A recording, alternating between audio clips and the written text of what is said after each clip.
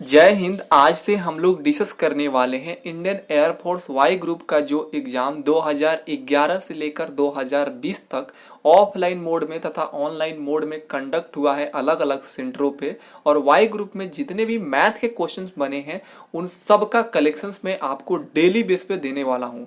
तो जो serious candidate है वो चैनल से अभी नए हैं तो चैनल को सब्सक्राइब करके जुड़ जाइए, क्योंकि मैं अब डेली बेस पे आप सभी को इंडियन एयरफोर्स वाई ग्रुप के जो मैथ के क्वेश्चंस बने हैं 2011 से लेकर 2020 तक अलग अलग सेंटरों पे ऑफलाइन मोड में तथा ऑनलाइन मोड में जितने भी क्वेश्चंस बने हैं मैथ के उन सब का मैं कलेक्शंस आपको प्रोवाइड करूंगा डेली बेस पे। तो आप हमसे जुड़े रहिएगा फ्रेंड्स। यकीन मानिए, आप यदि एक महीना तक ये लगातार सीरीज को देख लेते हैं 2011 से लेकर 2020 तक के सभी मैथ के क्वेश्चंस को, तो आप 100% आने वाले इंडियन एयरफोर्स वाई ग्रुप में फुल स्कोर करेंगे मैथ के क्वेश्चंस में।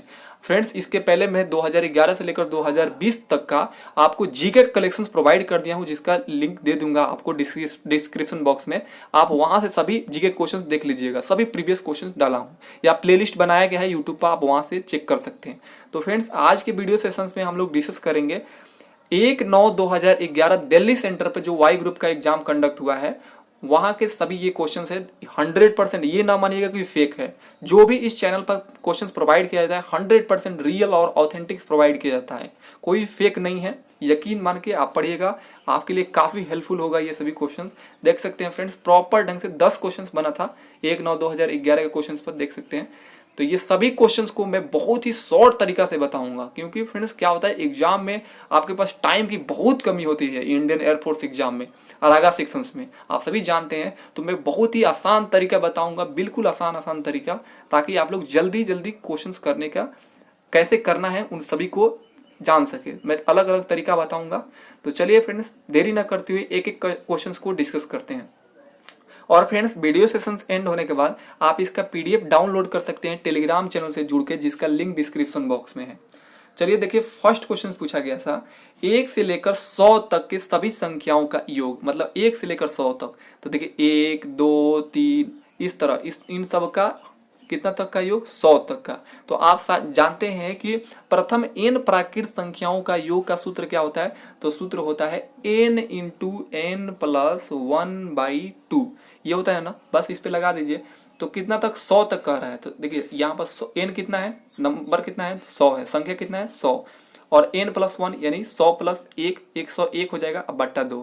इसको कट पिट करेंगे तो 5050 आ जाएगा आंसर। टोटल 1 से लेकर 100 तक की संख्याओं का योग कितना हो जाएगा, 5050।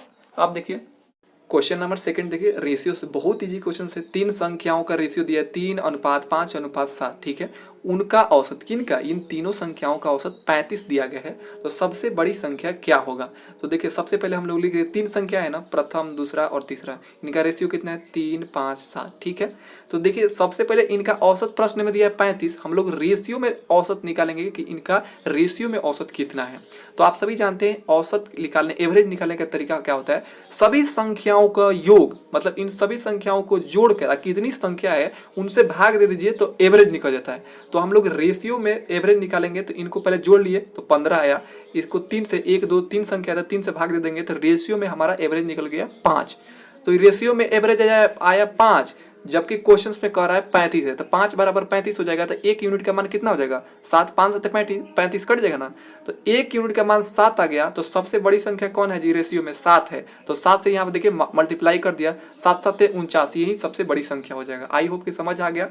थोड़ा फास्ट में कराऊंगा क्योंकि आप इसी तरह सीखिए फास्ट करना। यदि किसी कक्षा में 65% लड़के, यदि किसी कक्षा में 65% लड़के हैं तथा 210 लड़कियां हैं तो कुल कितने विद्यार्थी है। तो हम मान लेते हैं 100% विद्यार्थी है। 100% विद्यार्थी में 65% लड़के हैं। देखिए बॉय कितना है 65%, तो गर्ल कितना हो जाएगा जी 35%। क्यों 65% 35% मिलकर तभी ना 100% बनाएगा कुल विद्यार्थी। तो देखिए 35% के यहाँ गर्ल आ गया। देखिए परसेंट में तो 35% आया है, जबकि यहाँ पर संख्या दिया है 210, तो 35% बराबर हो जाएगा 210। तो हमें कुल विद्यार्थियों की संख्या निकालना है, यानी 100% का मान निकालना है। तो 35 कितने का मल्टीपल पे है, देखिए 35 के कितने बार मल्टीप्लाई करेंगे तो 210 आएगा। तो 6 बार मल्टीप्लाई करेंगे। तो उसी तरह 100 को 6 के मल्टीपल पर कर दीजिए 600, ये कुल विद्यार्थियों की संख्या निकल जाएगा। तो ये आंसर हो जाएगा। इस तरह बनाना सीखिए। अब देखिए क्वेश्चन नंबर 4, 15 आदमी 150 मीटर लंबी दीवार 30 दिन में बनाते हैं, ठीक है। तो 21 आदमी 140 मीटर लंबी दीवार को कितने दिन का समय लेंगे। तो बहुत ही इजी क्वेश्चन से एमडीएच मसाला वाला आप सभी सूत्र जानते हैं। तो देखिए सबसे पहले फर्स्ट स्टेज में आप लोग पहले समझा देता हूँ थोड़ा सा कंसेप्ट। एमडीएच का मतलब होता है मास, मतलब जितने भी लोग हैं उनको लिखेंगे फर्स्ट टाइम में। ये फर्स्ट स्टेप है, ठीक है। ये यहाँ से सेकेंड स्टेप स्टार्ट हो रहा है। तो देखिए एम मतलब मास, कितने लोग हैं, डे मतलब दिन, एच मतलब आवर, इन सब का मल्टीप्लाई करते हैं ऊपर, और नीचे क्या क्या रखते हैं। देखिए वर्क जितने भी काम हुआ है, जैसे 150 मीटर लंबी दीवार बनाया गया है तो इसको नीचे रखेंगे। किसी काम का 2/5 भाग काम किया गया है उसको भी नीचे लिखेंगे। पैसा इतना कमाया उसको भी नीचे लिखेंगे बट्टा में। तो इस तरह आपको बनाना है। तो देखिए यहाँ पर देखिए 15 आदमी यानी M1 ये हो गया, 15 आदमी, ये 150 मीटर लंबी दीवार यानी काम की बात है, नीचे रखेंगे 30 दिन में, तो 30 दिन ऊपर रखेंगे। ये फर्स्ट कहानी खत्म। तो कह रहा है 21 आदमी 140 मीटर लंबी दीवार कितने दिन में बनाएगा। 21 आदमी, दिन हमें मालूम कर देते हैं, डे 2 ऊपर रहेगा और 140 मीटर दीवार बनाना है, लंबी दीवार से 140 मीटर नीचे रहेगा। भाई बस इसको कट पीट आप करेंगे तो आपको निकल के आ जाएगा D2 का मान, यानी दिन का कितना दिन लगेगा, 20 दिन निकल जाएगा। बहुत ईजी क्वेश्चन है ये। अब देखिए क्वेश्चन नंबर 5 कह रहा है पिता और पुत्र की वर्तमान आयु का अनुपात कितना है जी, 3 अनुपात। ये वर्तमान आयु का अनुपात दे दिया गया है पिता और पुत्र का। 20 वर्ष बाद पिता और पुत्र की आयु का अनुपात 5:3 होगा। तो पिता की वर्तमान आयु ज्ञात करें। बहुत इजी क्वेश्चन है, इसे लोग कई तरीका से बताते हैं, लेकिन मैं आपको सबसे सरल तरीका बताऊंगा। और मैं जितने भी आपको मैथ के क्वेश्चन सॉल्व कराऊंगा इसी माध्यम से कराऊंगा, शॉर्ट तरीका से। देखिए इसको बनाने का मैं तरीका बताता हूँ रेशियो मेथड से। देखिए पिता और पुत्र की वर्तमान आयु का अनुपात कितना दिया है, फादर और सन का देखिए वर्तमान अनुपात कितना है, 3:1 है। अब देखिए 20 वर्ष बाद, तो 20 वर्ष बाद प्लस में लिखिएगा। पिता और पुत्र की आयु का अनुपात कितना है, 5:3 है। तो पिता की वर्तमान आयु ज्ञात करना है, यानी 3 यूनिट का मान ज्ञात करना है, ठीक है। तो इसे इस तरह लिख दीजिएगा। देखिए सबसे पहले ट्रिक इसका समझिए कैसे है। 5 और 3 का नीचे वाला का क्या कीजिएगा, जो नीचे वाला रेशियो रहता है इसका गैपिंग देखिएगा कितना का गैपिंग है। तो 5 में से 3 घटा लेंगे, 2 आया गैपिंग, ठीक है। और इसको क्रॉस मल्टीप्लिकेशन कीजिए और घटा लीजिए। 3 तिया 9 और 5 एका 5, तो 9 में से 5 गया 4, इसको बट्टा में लिखिएगा 4। और जितना वर्ष का है कि 20 वर्ष बाद, 25 वर्ष बाद, चाहे 5 वर्ष पहले, उसको मल्टीप्लाई कर लीजिए। देखिए इसको मैं सॉल्व किया तो आपका यहाँ पर 10 यूनिट आया, ठीक है। अब इस 10 यूनिट को जो मान आया है, यहाँ पर जो वैल्यू आया है, इसमें यदि पिता के रेशियो में जो वर्तमान रेशियो दिया गया है उसमें मल्टीप्लाई कर देंगे तो उनका उम्र निकल के आ जाएगा। 30 वर्ष के उम्र है, उनका आयु कितना है, 30 वर्ष का। तो इस तरह आपको बनाना है।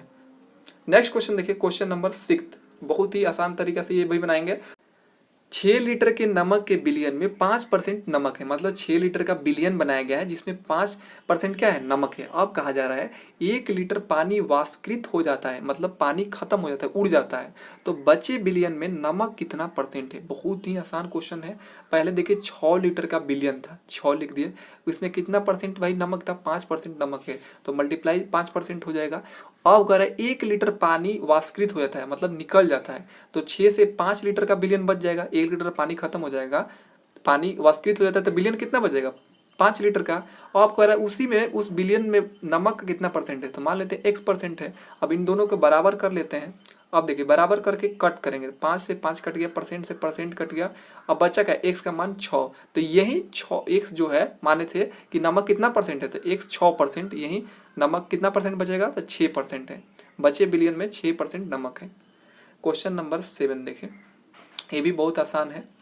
कह रहा है एक वस्तु को 720 रुपया में, देखिए ये भी बहुत ही इजी क्वेश्चन पूछा गया था प्रॉफिट एंड लॉस का।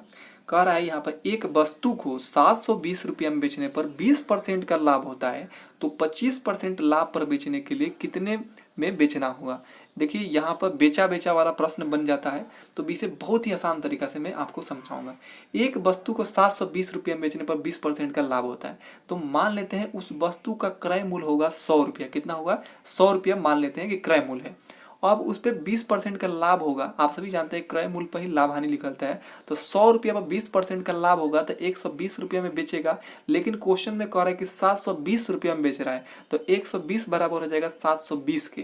अब कह रहा है 25% लाभ पर बेचने के लिए कितने में बेचना होगा, तो 100 पर 25% का लाभ यानी 125 में बेचेगा, यानी 125 का हमें मान निकालना है, ठीक है। तो 120 कितना के मल्टीपल पे है जी, 120 कितना के मल्टीपल पर 720 आता है, तो ये 6 से मल्टीप्लाई कर देंगे, 120 में 6 से मल्टीप्लाई करेंगे तो 720 आएगा। तो 125 में भी 6 से मल्टीप्लाई कर देंगे तो 750 निकल के आ जाएगा। यानी 25% लाभ पर बेचने के लिए उसे 750 रुपये में बेचना होगा। कितने रुपये में बेचना होगा? 750 रुपये में बेचना होगा। तो इस तरह आप लोग समझ गए। क्वेश्चन नंबर 8 देखिए, ये सीरीज से क्वेश्चन है। 2, 3, 5, 7, 11 आगे क्या होगा? तो देखिए 2 से 3 हुआ 1 बढ़ा, 3 से 5 हुआ 2 बढ़ा, 5 से 7 हुआ 2 बढ़ा। तो देखिए आगे तो 1 है, क्या पता इसके पहले 1 बढ़ा होगा। अब देखिए फिर आगे के 2 2 का सीरीज बढ़ रहा है, 2 बढ़ा फिर 2 बढ़ा, फिर आगे 4 बढ़ा है, फिर आगे भी 4 बढ़ेगा, तो 11 4 15 आंसर हो जाएगा। अब क्वेश्चन नंबर 9 देखिए क्वेश्चंस में कह रहा है ए जो है बी से तिगुना तेज काम करता है। इसका मतलब ये है कि बी एक काम करता है तब तक ले ए जो है 3 काम कर लेता है।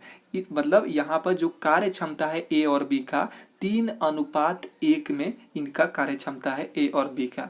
अब नेक्स्ट स्टेप पढ़िए, कह रहा है बी उस काम को 45 दिन में कंप्लीट कर सकता है।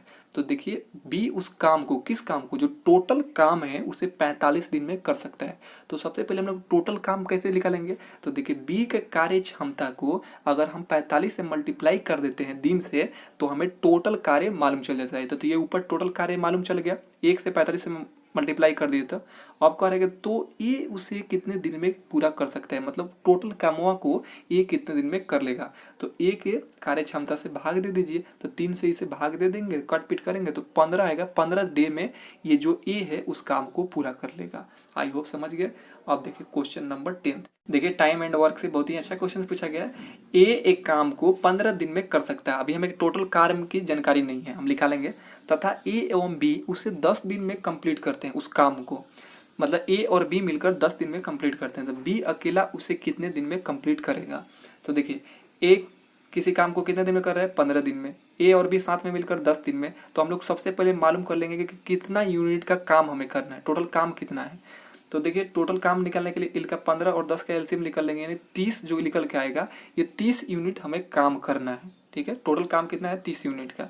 तो ए जो है एक दिन में 2 यूनिट काम करेगा, क्योंकि 15 दूना 30 कट जाएगा, और ए और बी एक दिन में 3 यूनिट काम करेंगे। ठीक है, अब देखिए ए इसको घटा लेंगे, ए से कट जाएगा तो हमें बी का मतलब मालूम चल जाएगा कि बी अकेला एक दिन में कितना यूनिट काम कर रहा है। तो इधर भी घटाए हैं तो इधर भी घटा ले, 3 में से 2 गया 1, यानी बी एक दिन में 1 यूनिट काम करता है। तो टोटल काम कितना है? 30, इसमें 1 से भाग दे देंगे तो 30, मतलब बी एक दिन में 1 यूनिट काम करता है। तो टोटल काम कितने दिन में करेगा? 30 काम का है, एक दिन में 1 यूनिट काम करेगा तो 30 दिन में 30 काम करेगा। तो इस तरह 30 आंसर हो जाएगा।